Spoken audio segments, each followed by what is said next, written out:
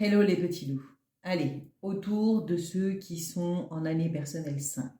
Si c'est le cas, attachez vos ceintures.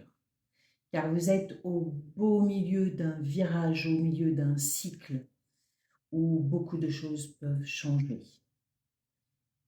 Depuis fin d'année dernière, vous devez sentir une certaine effervescence, comme si quelque chose allait arriver. Mais vous ne savez pas trop quoi. Et vous ne savez pas comment, ni quand. Voilà, donc pas d'impatience et surtout pas d'impulsivité. En fin de compte, ce 5, c'est le grand frère du 3. Le 3, où vous voyez qu'il y avait besoin d'en profiter, de respirer. Là, on a vraiment une envie de liberté. D'accord. Donc, c'est le grand frère, donc à plus grande mesure. D'accord. Donc, on va profiter de façon un peu plus importante que quand on était en année 3.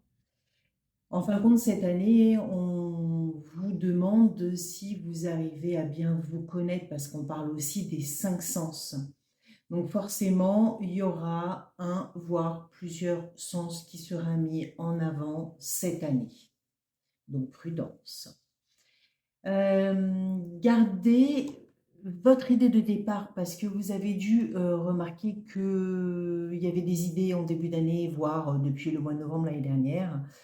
Et là, on est quand même déjà au milieu presque de l'année et vous allez vous rendre compte très vite vers la fin de l'année que vous avez fait beaucoup de choses, mais vous êtes un petit peu égaré par rapport à l'idée de départ. Mais résultat des courses, vous avez une année très variée, avec beaucoup de liberté. Normalement, c'est une année qui reste très très agréable.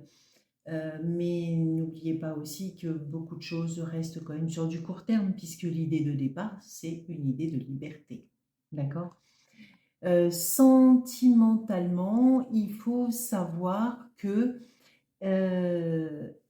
profitez-en. Vous êtes célibataire, profitez à fond, parce que forcément, liberté veut dire pas d'attache. Si jamais je suis en couple, je peux valider, je peux aller plus loin et partir sur un véritable engagement en année 5. Hein. Et si vous êtes avec une personne qui est en année 5, surprenez-la, innovez, de façon à ce qu'elle ne se lasse pas. Il faut que ça bouge cette année.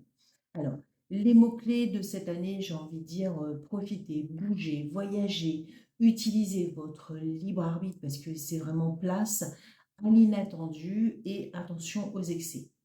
Parce que les excès, à un moment donné, on les paye. Donc, ça sera soit cette année, soit vous les payerez en année 7. Donc, on y va doucement. D'accord. Allez, profitez bien et je vous dis à très vite. Au revoir.